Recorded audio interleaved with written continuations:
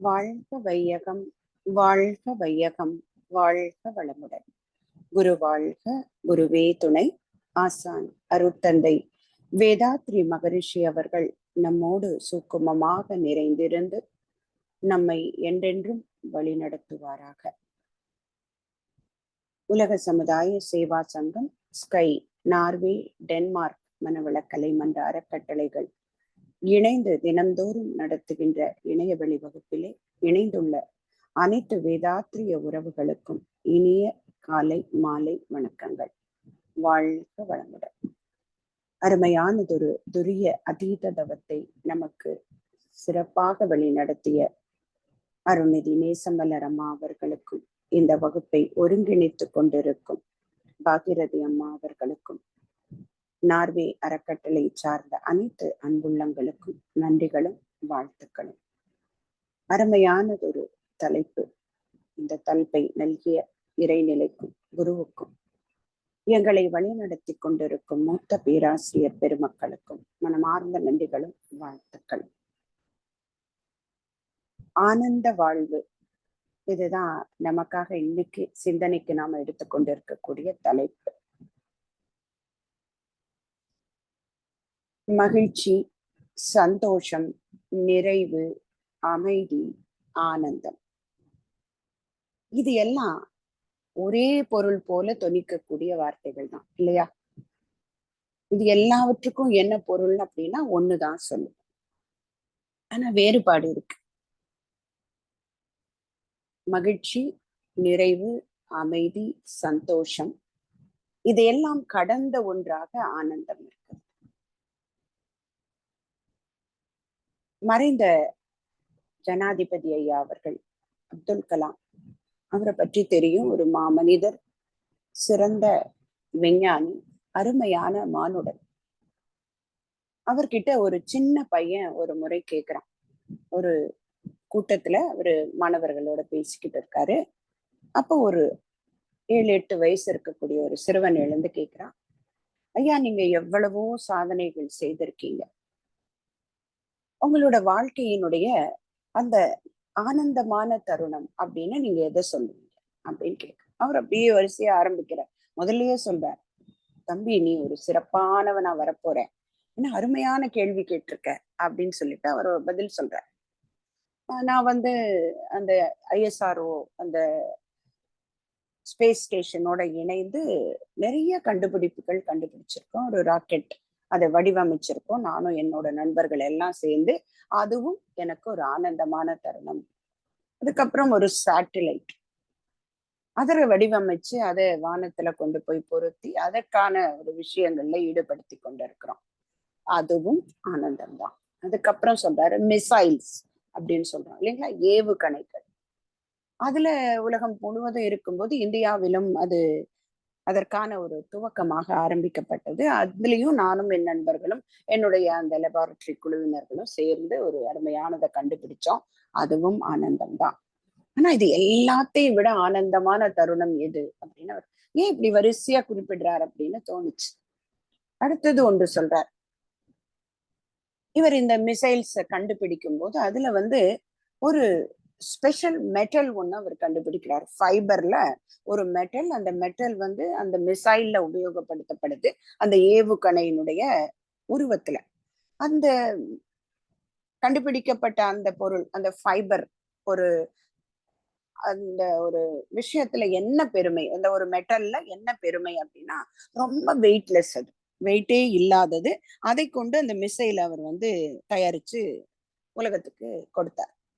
அப்போ அவர் இந்த இந்த இவருடைய இந்த ஆராய்ச்சி எல்லாம் பாக்குறதுக்காக ஒரு அதாவது மெடிக்கல் டிபார்ட்மெண்ட்ல இருந்து ஒருவர் வருகிறார்.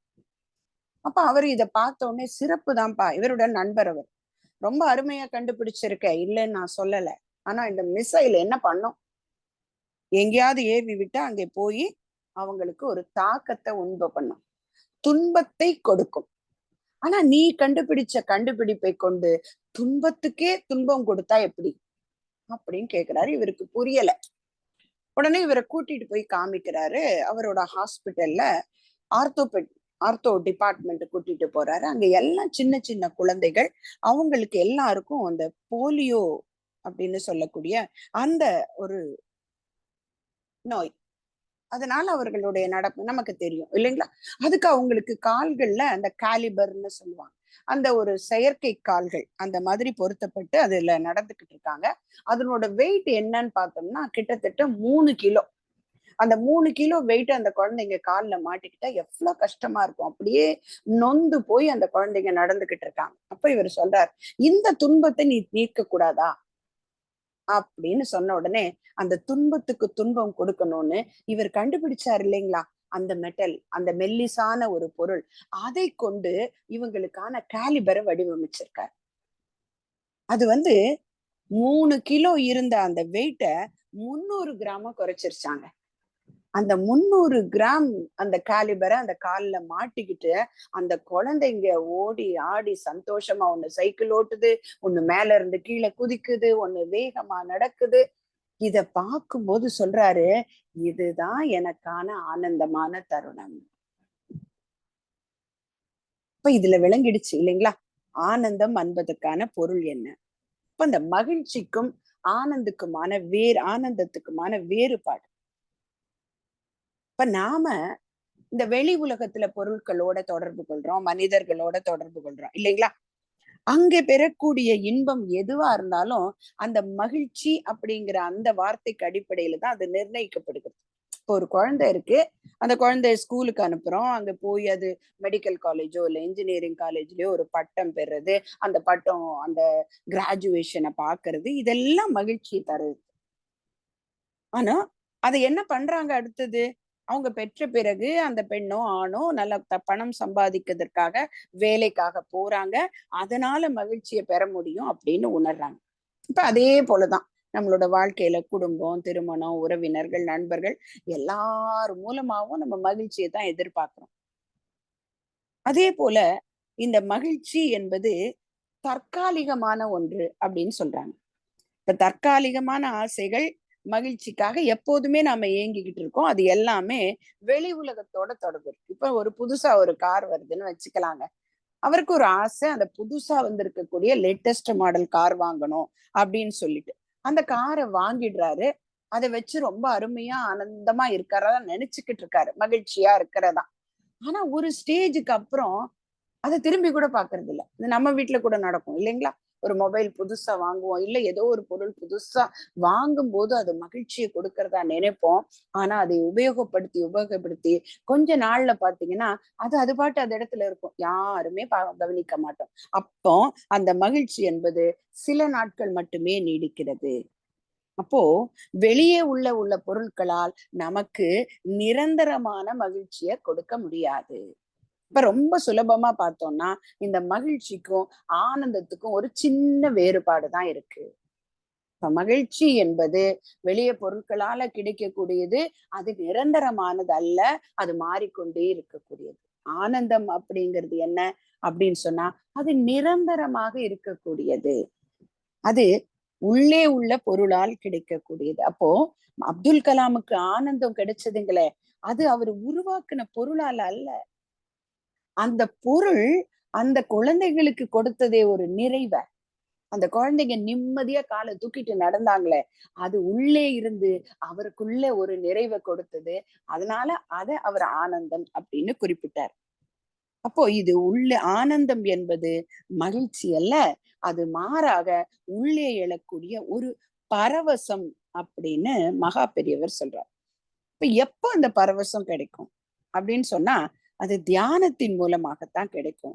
நாம் ஆழ்ந்து உள்ளே கடந்து போக களங்கங்கள் எல்லாம் கழிக்கப்பட்டு தூய்மையான நீர் போல நாம் ஆகுறோம். அப்போ கிடைக்குதே அந்த மகிழ்ச்சி, அதுதான் ஆனந்தம். இப்ப அம்மா கொஞ்ச நேரத்துக்கு முன்னாடி நடத்தினாங்களே, அருமையா அந்த துரிய அதீதத்துக்குள்ள நம்மள கூடவே கூட்டிட்டு போனாங்க. மகரிஷி சொல்லுவார் இல்லைங்களா? அந்த வான்காந்த களத்துல நான் நிரம்பி இருக்கிறேன். அந்த துரியாதீதத்துல அந்த விஸ்வரூப நிலையில நீங்க வரும்போது என்னுடைய தவ ஆற்றலும் உங்களோட இணைந்து உங்களுக்கு உதவி செய்யும். இது எல்லாருக்கும் நினைவுக்கு வருது இல்லைங்களா? அப்போ ஒரு ஆனந்தம் கிடைக்குது இல்லைங்களா?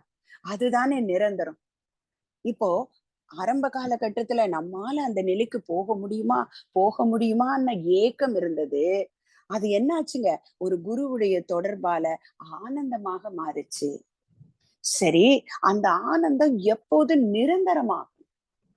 இப்ப அதீதத்துல கிடைச்சதே, அந்த ஆனந்தம் கூட கொஞ்சம் தற்காலிகமானதுதான்னு சொல்லலாம் இல்லையா? அந்த ஆ அந்தம், அந்த முதலும் முடிவுமாக இருக்கக்கூடிய அந்த பரம்பொருளோட, அந்த எல்லையற்ற இறைநிலையோட நாம இணைஞ்சு நிக்கிறோம் இல்லைங்களா? அது ஆனந்தம் தான். அது கூட ஒரு சில நேரத்துல டெம்பரரி தான். எப்போ அது பெர்மனன்ட் ஆகும்? அதுதான் இன்னைக்கு நாம பார்க்கக்கூடிய ஒரு விஷயம். அது பெர்மனன்ட் ஆக விடாம நம்மை தடுக்கிறது எது? இத தெய்வத்தின் குரல்ல மகா பெரியவர் சொல்றார். நமக்கு எக்கச்சக்கமான ஆசைகள் இருக்கு. இப்ப துரியாதீத தவம் பண்ணும்போது கூட, அது கூட ஒரு ஆசைய ஒரு சில நேரம் கொடுக்குது இல்லைங்களா?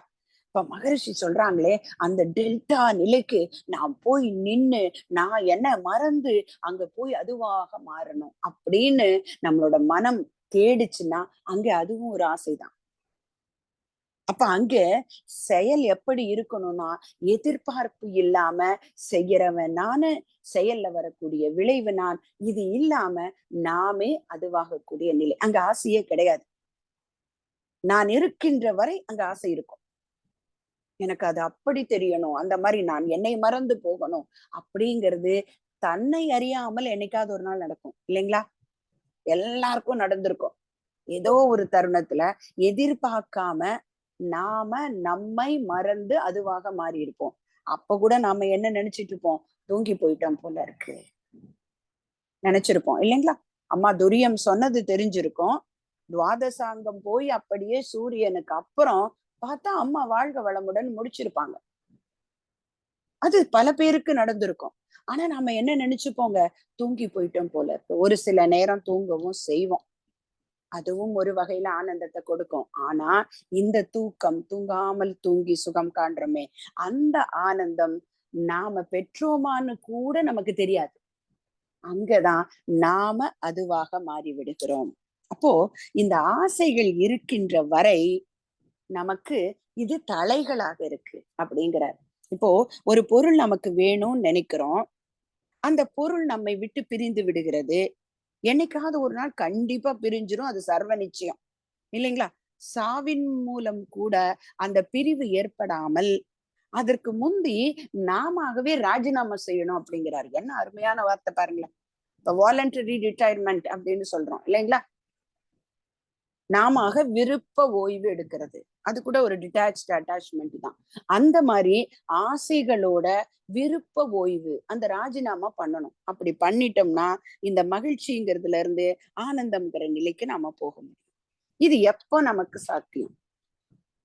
எப்போ இந்த ஆசை மகிழ்ச்சியா மட்டும் இருக்குதுன்னா, அந்த பொருளையோ, அந்த நபரையோ, கிடைக்கக்கூடிய விஷயத்தையோ நாம நம்மோட கனெக்ட் பண்ணி வச்சுக்கும் போதுதான். கனெக்ஷன் கட் ஆயிட்டா அந்த சந்தோஷம் வேற மாதிரி ஆயிடும். ஒரு உதாரணம் சொல்லலாம். ஒரு நிலம், ஒருத்தர் ஒரு விவசாயி, அவர் அந்த நிலத்துல அருமையா விவசாயம் பண்ணி அப்படியே அது நல்ல மகசூல் கொடுக்குது. அப்ப அவருக்கு ரொம்ப சந்தோஷம் இல்லைங்களா? அதை பார்க்கும் போதே அவ்வளவு சந்தோஷமா இருக்கு. என்னுடைய நிலம் அருமையாக விளைஞ்சிருக்கு. அது ஏதோ ஒரு காலகட்டத்துல அவர் அந்த நிலத்தை இன்னொருத்தருக்கு வித்துடுறார். வித்த பிறகும் அவர் பக்கத்துல இருக்காரு, அங்கேயே இருக்காரு. ஆனா நிலத்தை வித்துட்டார். இப்பவும் அதே நிலம் நல்லா அருமையா விளைஞ்சிருக்குங்க. அத பார்க்கும்போது தனக்கு சொந்தம்னு இருக்கும்போது இருந்ததே அந்த சந்தோஷம் இருக்குமா? இருக்காது இல்லைங்களா? கொஞ்சம் வலிக்கும்.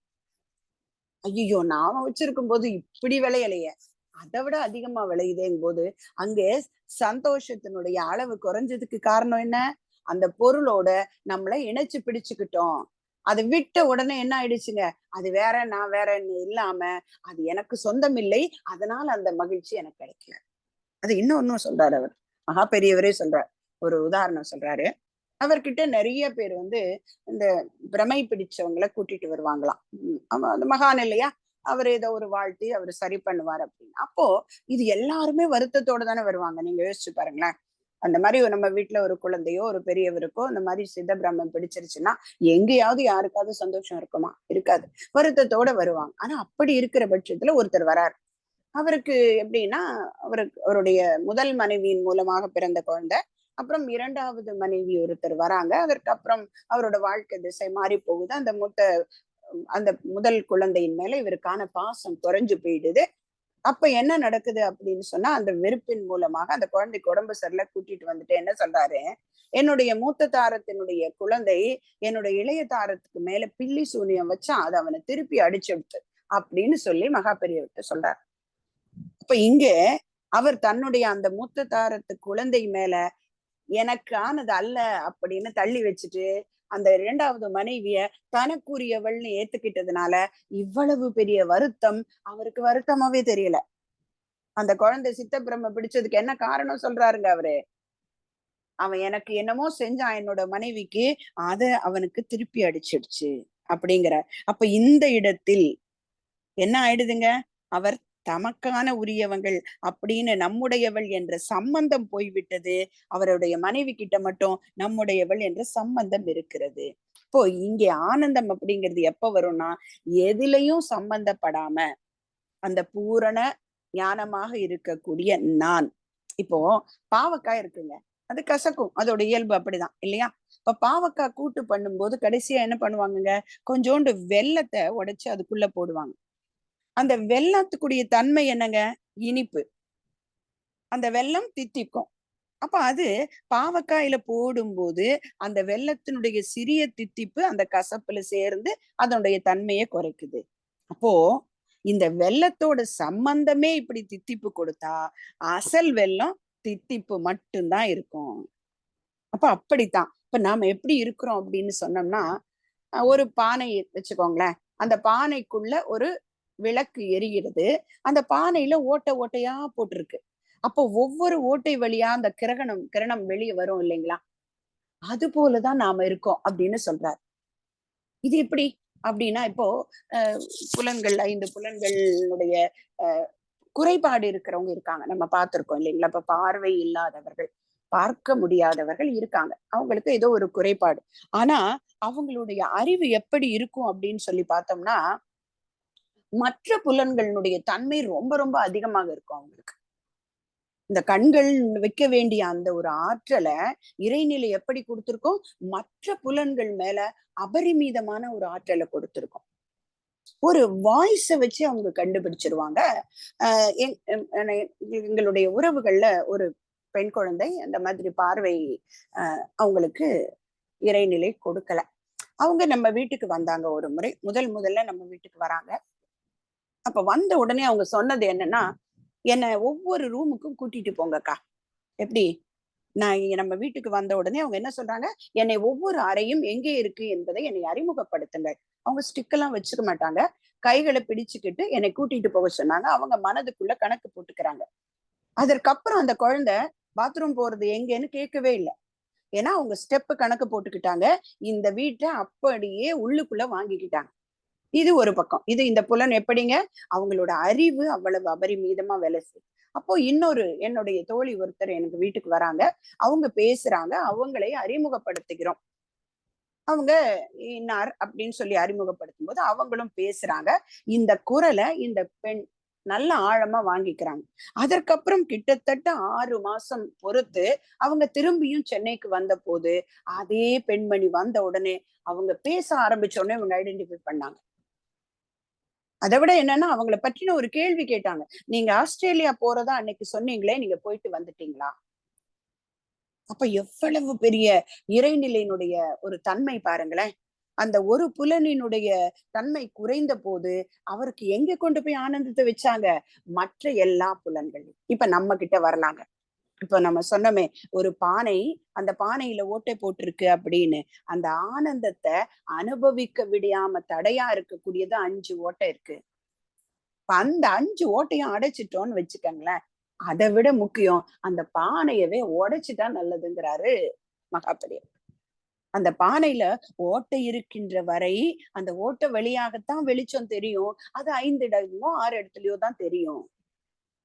அப்ப எப்படி நமக்கும் அந்த பார்வை குறைபாடு உள்ளவங்களுக்கு ஒரு புலன் குறைந்தால் இன்னொரு புலனுக்கு அதிகமான ஆற்றல் போகுதோ, 5 புலனையும் குறைச்சா ஆற்றல் எங்க போய் நிற்கும், அந்த அறிவு எல்லையற்ற பரம்பொருளாக மாறி நிற்கும். அப்படி நின்னுட்டா அதுதான் ஆனந்தமானது, அற்புதமானது. அங்கே உள்ளே கடந்து போறோம். அந்த நான் என்கின்ற தன்மை எங்க உள்ள போகுதுங்க? இந்த புலன்கள் வழியா பார்த்துக்கிட்டு இருக்கோமே, தொடர்பு கொண்டுட்டு இருக்கோமே, அதை உடைச்சிரு சொல்றார். இந்த பானையை உடைச்சிட்டா விளக்கு வெளிச்சம் எப்படி வெளியில தெரியும்? அது போலதான் ஆனந்தமானது. ஒரு பாடல், ஒரு திரைப்பட பாடல் தான். ஆனந்தமானது, அற்புதமானது, நான் அந்த மருந்தை கண்டு கொண்டேன். அந்த ஞானத்திலே என்னை அறிந்து கொண்டேன், நிதானத்திலே உண்மை புரிந்து கொண்டேன்னு எழுதுறார். அதுல இறுதியா என்று சொல்றாரு, எங்கே ஆனந்தம் அப்படிங்கிறது சொல்றாரு. உடலெனும் கூடு வீழ்வதன் முன்னமே அவனுடன் கூடுதல் ஆனந்தம். உடலெனும் கூடு விழுவதன் முன்னமே அவனுடன் கூடுதல் ஆனந்தம். உயிரெனும் காற்று ஓடிடும் முன்னே தத்துவ காற்றே பேரின்பம். சரி, இது எப்படி எனக்கு கிடைக்கும்? இந்த தத்துவ காற்றும் அந்த அவனோடு கூடுவதும் எனக்கு எப்படி நடக்கும்? அதையும் அவர் சொல்றாரு. நம்பிக்கை உடனே இறைவனை தேடு, நாளைய பொழுதே அவன் வருவான். நன்மை தீமையில் அவனை நாடு, நன்மை மட்டும் அவன் தருவான், நன்மை மட்டும் அவன் தருவான். இப்ப இது அத்தனையும் சேர்த்து மகிழ்ச்சி கொடுக்குறாங்க. மகரிஷியோட கவிதைகளோட வார்த்தைகள்லாம் பார்க்கும்போது நிறைய இடத்துல மகிழ்ச்சி, நிறைவு, அமைதி, இதை பற்றியெல்லாம் நிறைய பாடல்கள் பார்த்திருக்கோம் நம்ம. இந்த ஆனந்தம் அப்படிங்கிற வார்த்தையை எடுத்துக்கிட்டு பார்க்கும்போது ஒரு பாடல் தான் கொடுத்திருக்காங்க, ஆனந்த அனுபவம். இப்ப நம்ம சொன்னவங்களே இவ்வளவும் இல்லையா, ஒரு பாடல்ல சொல்லப்பட்டது, பெரிய மகான்கள் சொன்னது, அந்த ஆனந்தத்துக்கும் மகிழ்ச்சிக்குமான வேறுபாடு, எப்போ மகிழ்ச்சியை கடந்து ஆனந்தத்துக்கு போக முடியும், இது எல்லாத்துக்கும் ஒரு பிராக்டிக்கல் எக்ஸாம்பிள் இந்த பாடல்ல சொல்றாரு. நம்ம துரிய அதீதம் செய்தோமே, அதுல கிடைச்சதே அந்த தற்காலிகமான ஆனந்தம். அந்த கொஞ்ச நேரம், ஒரு 20 நிமிஷத்துல 5 நிமிஷம், 5 நிமிஷத்துல 1 நிமிஷம் நின்னோமா, அந்த தற்காலிகமான ஆனந்தத்தை நிரந்தரமா ஆக்கணும்னா ஒரு வழிதான் இருக்கு, அந்த ஆனந்த அனுபவத்தை பெறுவதற்கு. இந்த பாடலை சொல்லி நான் நிறைவு செஞ்சுக்கிறேன். கற்புலனால் காண்கின்ற பொருட்களோடே கருத்தூன்றி விண்ணறிந்து அதற்கு மூல உட்பொருளாம் பரம்பொருளை உணர்ந்த போது உலகங்கள் தெய்வமயம், உயிர் வகையாம் லட்சியங்கள் தெய்வமயம். என்ன அழகா எழுதுறாரு பாருங்க. கண் என்கின்ற புலன், கண் மட்டும் சொல்லல மகரிஷி, கண்கள்ங்கிறது பார்வைக்காக, காதுகள் கேட்பதற்காக, அந்த 5 புலன்கள் மூலம் தொடர்பு கொண்டு பார்க்கக்கூடிய பொருளோ அனுபவமோ மனிதரோ, கற்புலனால் காண்கின்ற பொருட்களூடே கருத்தூன்றி விண்ணறிந்து அதற்கு மூல உட்பொருளாம் பரம்பொருளை உணர்ந்த போது எப்படி இருந்துதான், உலகங்கள் தெய்வமயம், உயிர் வகையாம் லட்சங்கள் தெய்வமயம். இதுதான் ஆனந்தம். அகம் பரத்தில் லயமாகும் அனுபவமே பேரின்பமாகும். இப்ப அந்த அகம் எங்க போய் இணைஞ்சதுங்க? அந்த பரத்தில், பரம் என்று சொல்லக்கூடிய அந்த எல்லையற்ற இறைநிலையோடு இணைவதுதான் பேரின்பம். இத மகரிஷியை நான் அனுபவிச்சேன் அப்படின்னு சொல்லிட்டு, ஆனா அது சொல்லி எல்லாம் வார்த்தையால விளக்க முடியாதுன்றார். அடுத்தது, அச்சரங்கள் கொண்டு எழுத முடியாது அந்த ஆனந்த அனுபவத்தை மௌனம் அன்றோ முடிச்சிட்டாங்க. இதுதான் அந்த ஆனந்த அனுபவம். எப்படி சொல்லவே முடியாது. அப்துல் கலாம் ஐயாவுக்கு அந்த குழந்தைகளுக்கான மெட்டலை கண்டுபிடிச்சு அவங்க அதை போட்டுட்டு நடக்கும்போது கிடைச்சதே ஒரு ஆனந்தம். அந்த அன்னை தெரசாவுக்கு உலகத்துல நோயுற்றவர்கள், முதியவர்களுக்கு எல்லாத்துக்கும் சேவை செய்யும் போது கிடைத்ததே ஒரு ஆனந்தம். அருட்தந்தை அவர்களுக்கு இந்த உலகத்துக்காக இந்த வேதாத்திரியத்தை கொண்டு வந்து கொடுத்த போது கிடைத்ததே ஒரு ஆனந்தம். அந்த ஆனந்தம் நிரந்தரமாக இருப்பதற்கு இதுதான் வழி. பார்க்கக்கூடிய எல்லாவற்றையும் பரம்பொருளாக பார்க்கக்கூடிய பண்பு. அதை சொல்லி காட்ட முடியாது. அந்த ஆனந்த அனுபவம் உணர்ந்தால், மகரிஷி சொல்ற துரியாதீத பாடலுடைய பலன்தான். உறைந்து உறைந்து இந்நிலையில் பழகிக்கொள்ள உலக இன்பங்களிலே அளவு கிட்டும். கரை நீங்கி அறிவு மெய்ப்பொருளாய் நிற்கும் கரைந்து போம் தன்முனைப்பு காணும் தெய்வம். பர்மனன்ட், டெம்பரரியா இருக்கக்கூடிய அந்த துரியாதீத தவம் கொடுத்த அனுபவத்தை பர்மனண்டா ஆக்கணும்னா என்ன பண்ணணும்?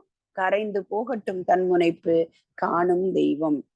அப்போ இந்த நிலைகள்ல எல்லாம் நடக்க நடக்க ஒரு பாடல் கேட்கிற மாதிரி இந்த மாதிரி எல்லாரும் அந்த நிலைக்கு போயிட்டா பஞ்சம் பசி போக்க வேண்டும், பாலைவனம் பூக்க வேண்டும், சாந்தி சாந்தி என்ற சங்கீதம் சுகம் ஏந்தி ஏந்தி வந்து விழ வேண்டும் அப்படிங்கிறாங்க.